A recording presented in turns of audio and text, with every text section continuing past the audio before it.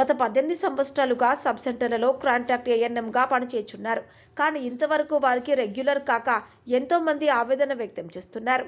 వారికి వేతనాలు పెరగక చాలని వేతనాలు చెల్లిస్తున్నారని ఏఎన్ఎం సునీత ప్రసన్నాలు ఆరోపిస్తున్నారు. అంతేకాకుండా ప్రభుత్వం పంచాయతీరాజ్ కింద పనిచేసే ఏఎన్ఎంలను సబ్ సెంటర్లకు కలిపేందుకు ప్రయత్నిస్తున్నారు. ఇలా జరిగితే మాకు తీరని అన్యాయం జరిగే అవకాశం ఉంది. 2007లో నుండి తాము పనిచేస్తున్న 2011లో స్వల్పంగా వేతనాలు పెంచి ఇంతవరకు వేతనాలు పెంచలేదు. మమ్మలను రెగ్యులర్ చేయమని ఎన్నోసార్లు వినతి పత్రాల ద్వారా ప్రభుత్వం దృష్టికి తీసుకుపోయి ఉన్నాము. ఇంతవరకు సమస్యలు పరిష్కారం కాలేదన్నారు. రెగ్యులర్ కాక ఎంతో మంది మానసిక ఆందోళన చెందుతున్నారు. సమాన పనికి సమాన వేతనం కోర్టు తీర్పు ఇచ్చినా ఇంతవరకు అమలు కాకపోవడం విచారకరం. ఎన్ని ప్రభుత్వాలు మారినా మా బ్రతుకులు మారలేదు. ఎన్నికలకు ముందు ముఖ్యమంత్రి చంద్రబాబు నాయుడు తప్పక న్యాయం చేస్తామని హామీ ఇచ్చారు. మా ఆవేదన ఆలకించి మమ్మలను రెగ్యులర్ చేయాలని వారు ప్రభుత్వాన్ని కోరుతున్నారు. అందరికీ నమస్కారం సార్. నా పేరు సునీత. మేము సెకండ్ ఏఎన్ఎంగా పనిచేస్తున్నాము. కాంట్రాక్ట్ బేసిక్ కింద 2008 మా జాయినింగ్. 2007 నుంచి వాళ్ళు కూడా ఉన్నారు. కానీ మమ్మల్ని సబ్ సెంటర్ కింద తీసుకొని గత ప్రభుత్వం కూడా మాకు రెగ్యులర్ చేయకుండా ఇప్పటి వరకు చేస్తామని చెప్పి ఇప్పటి వరకు మమ్మల్ని అలాగే ఉంచినారు. కానీ ఇప్పటి వరకు మాకైతే ఏం టీఏలు కానీ ఏం ఆల్వెన్స్లు కానీ ఇప్పటి వరకు ఏం వర్తించలేదు. అందువల్ల మేము చాలా బాధపడుతున్నాము. మాకు తక్కువ వేతనం తక్కువ జీతంతో ఉన్నా కూడా మేము ఎంతో సఫర్ అవుతాం. మా కుటుంబాలలో మేము ఎన్నో ఇబ్బందులు ఎదుర్కొంటున్నాము. కానీ మా బాధ ఎవరికి అర్థం కావడం లేదు అసలు. కానీ ఈ ప్రభుత్వంలో కనీసం మాకు న్యాయం జరుగుతుందని అనుకుంటున్నాము. ఇప్పుడు సబ్ సెంటర్ వైజ్ కింద ఉండే రెగ్యులర్ పోస్టులు 147 పోస్టులు ఉన్నాయి అంటున్నారు.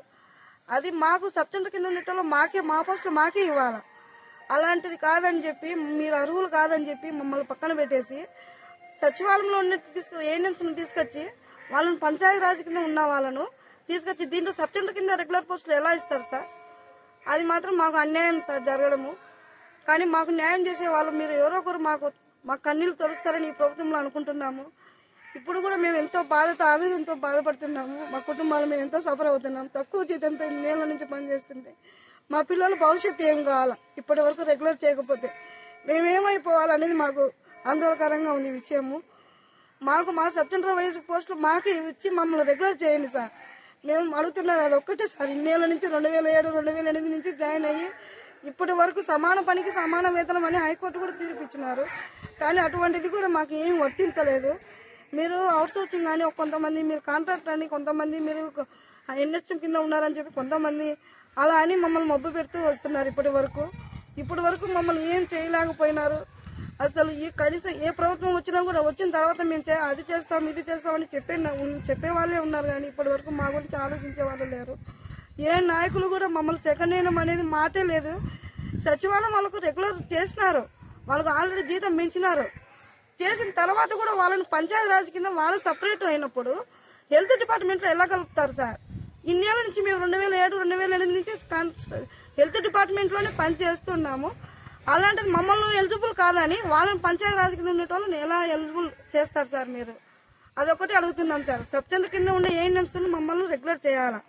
పంచాయతీ రాజ్ కింద వాళ్ళను తీసుకోవడానికి వీలు లేదు. ఎందుకంటే వాళ్ళు సబ్ సెంటర్ కాదు కాబట్టి వాళ్ళను విలేజ్ సెక్రటరీ అంటారు. వాళ్ళు పంచాయతీ రాజ్ కింద ఉన్నారు. వాళ్ళకి ఎలా ఎలిజిబుల్ ఇస్తారు సార్? మీరు మాకు ఒకటే అడుగుతున్నాం సార్. మాకు న్యాయం చేయండి సార్. మేము మా పిల్లలు ఎంతో ఇబ్బందులు పడుతున్నాం తక్కువ జీతంతో.